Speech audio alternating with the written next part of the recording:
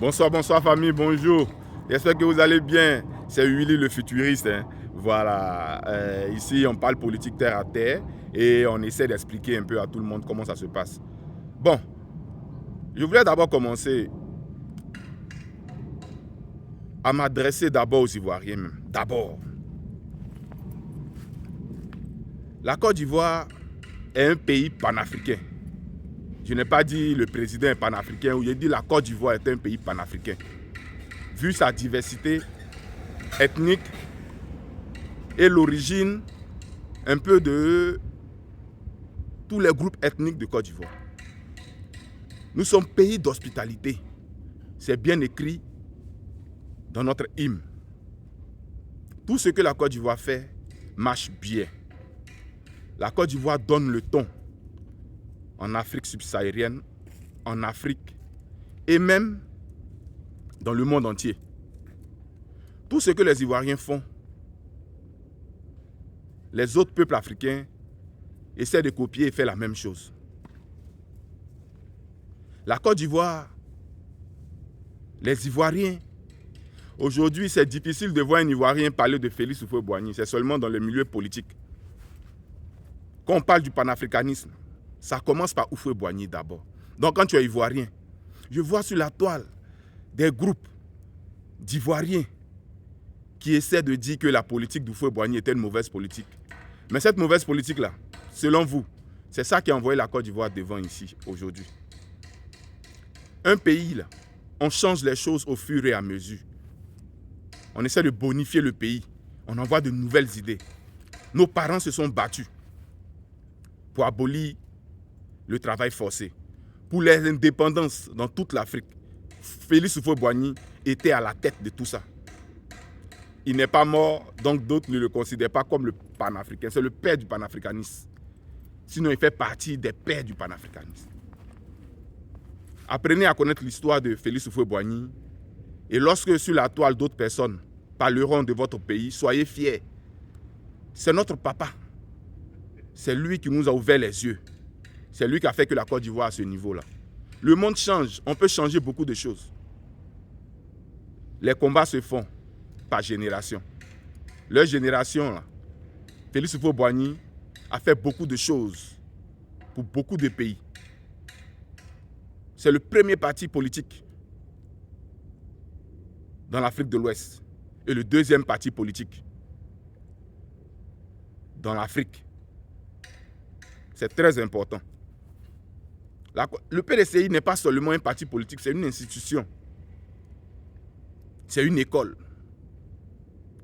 Aujourd'hui, quand on regarde sur la toile comment les Ivoiriens font la politique, c'est déplorable, ça fait un peu pitié quand même. On est dans le dénigrement, la discrimination, la moquerie. Et le plus grave, c'est qu'il y a le manque de respect même. Les Ivoiriens disent ce qu'ils veulent, comme ils veulent, quand ils veulent, sur la toile. Hier, j'ai pris mon temps pour aller dans les panels, pour parler un peu aux jeunes Ivoiriens, pour parler aux Ivoiriens, parce que ce n'est pas seulement les jeunes, ce sont les grands frères aussi, les papas qui ne donnent pas vraiment le bon exemple. On peut faire la politique sans s'insulter. Dans les grands pays, ils font la politique, vous ne savez même pas qu'ils sont en train de faire de la politique. Parce qu'on parle de la personne qui va nous gouverner, ses compétences. C'est de ça qu'on parle. Mais nous sommes tombés bas. Il faut qu'on se réveille, Ivoiriens. Afin que tous les pays africains puissent nous suivre. Parce que c'est nous, on donne le ton et tout le monde suit. Aujourd'hui, on va un peu sur le côté de l'AES. Ils ont comme l'impression qu'on ne les soutient pas. Oui, ils ont comme l'impression qu'on ne les soutient pas. Mais ça dépend de la politique qui est passée durant ces 24 dernières années-là. C'est une politique qui n'attirait plus les autres pays, qui essayait d'éloigner les autres pays.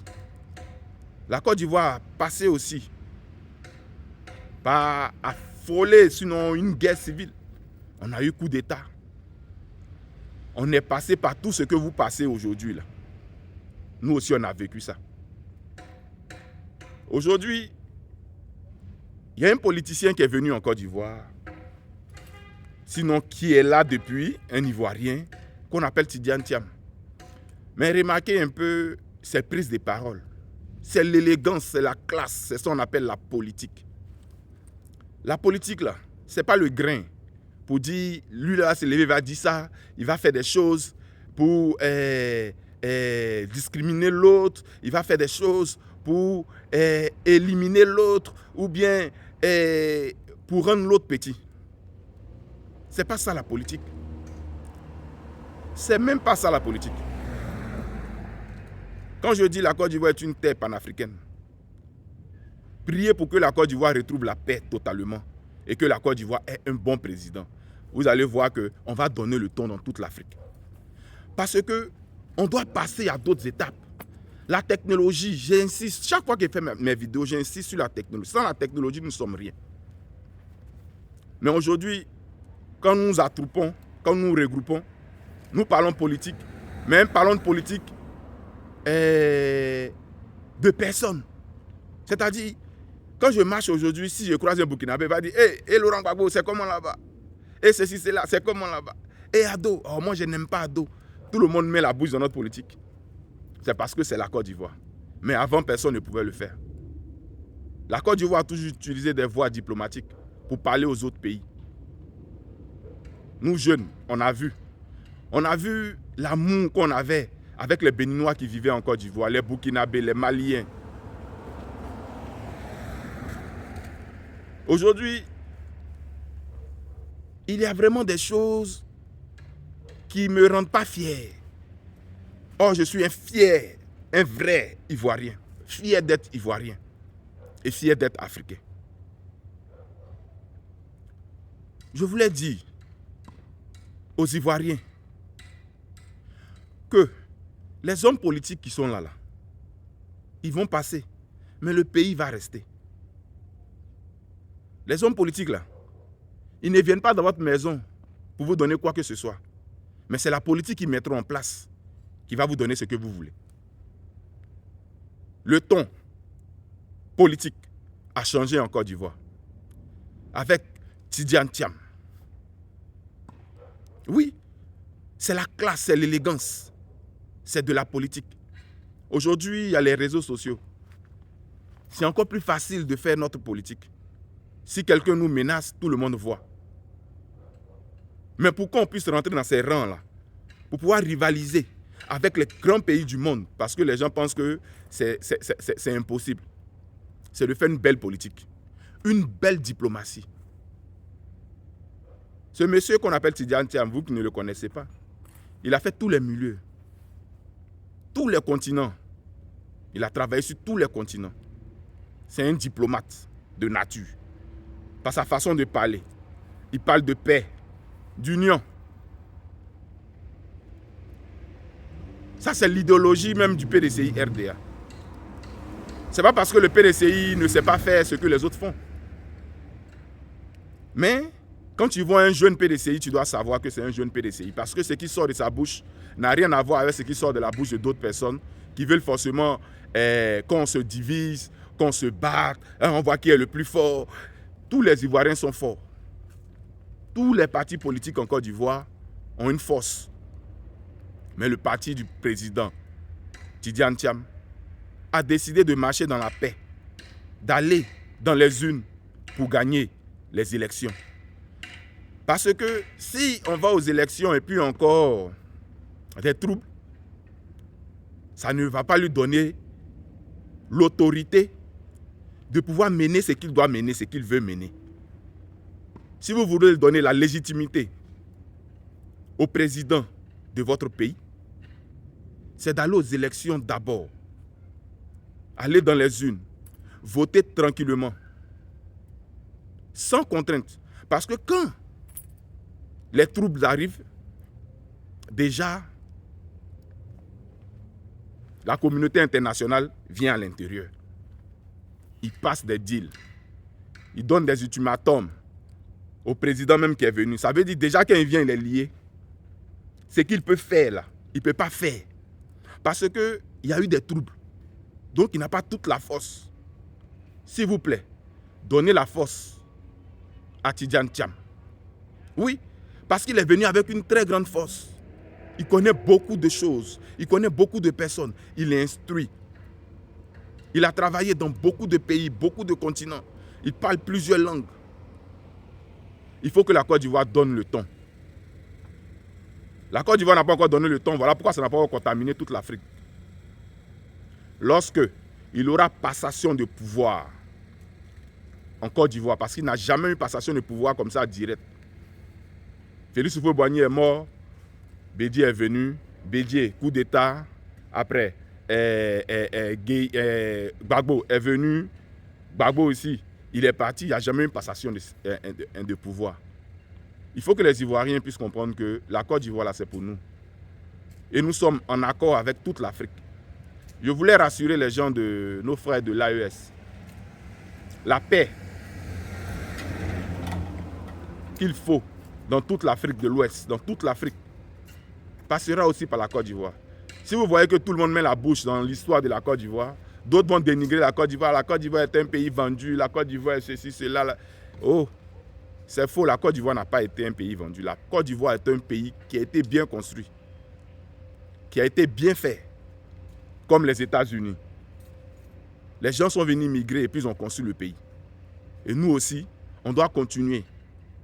Les lois changent, les institutions changent, seront le temps. Aujourd'hui, nous jeunes, on doit se mettre dans la tête que la Côte d'Ivoire là, doit être au sommet afin qu'on puisse attirer, on puisse envoyer avec nous toute l'Afrique pour que nous puissions nous asseoir et parler des problèmes de l'Afrique réellement sans attendre certaines violences ou bien, je ne sais pas, bon voilà. L'éducation a changé de côté en Afrique. On est sur les panels, on est sur les réseaux sociaux. Il y a des personnes qui envoient de bons messages, il y a des personnes qui envoient des messages de division. On ne va pas rester là-dedans. Comme moi je fais mes vidéos, ce sont des vidéos de paix. Ce sont des vidéos, comme je dis, ce sont les futuristes, mes abonnés. C'est le futur. C'est le futur. La concurrence. Nous sommes en train de parler de... comme on appelle ça très souvent, ce qu'on attend là. Des partenariats gagnants-gagnants. Les partenariats gagnants-gagnants là, ça se fait avec le peuple. Quand le peuple a bien élu son président sait ce qu'il doit faire pour le peuple. Donc les partenariats seront gagnants-gagnants. On peut nous aussi même acheter des choses dans d'autres pays, des biens pour le pays. C'est ça. La technologie, on peut l'envoyer chez nous. C'est les moyens. Ivoiriens, Ivoiriennes. Écoutez mon message. C'est un Ivoirien qui vous parle. Je vais chuter un peu sur la semaine passée.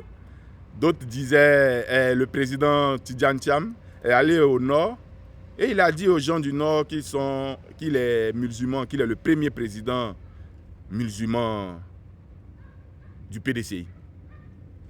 Mais c'est un fait. On doit polémiquer dessus.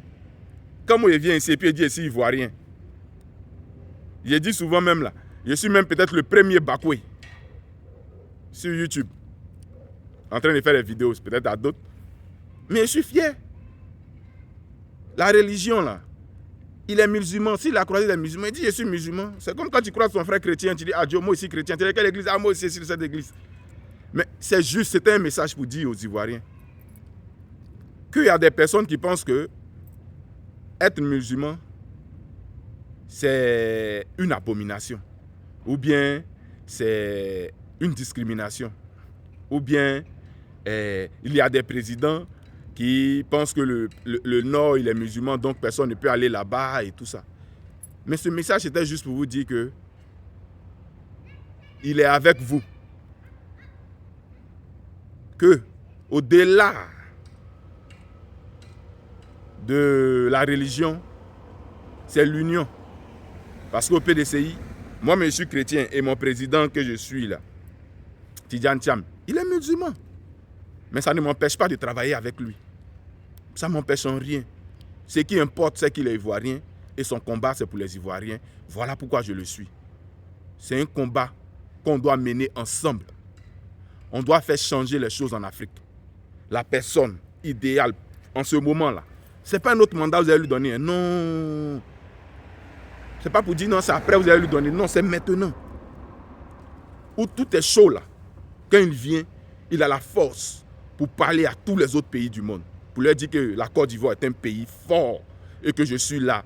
Je vais mener mon pays là où mon pays doit aller. En tout cas, je vous remercie. Partagez le message. Et puis, c'est un peu ça. Bonne soirée, bonne journée. Et puis, on se prend. Voilà. Ciao, ciao les futuristes.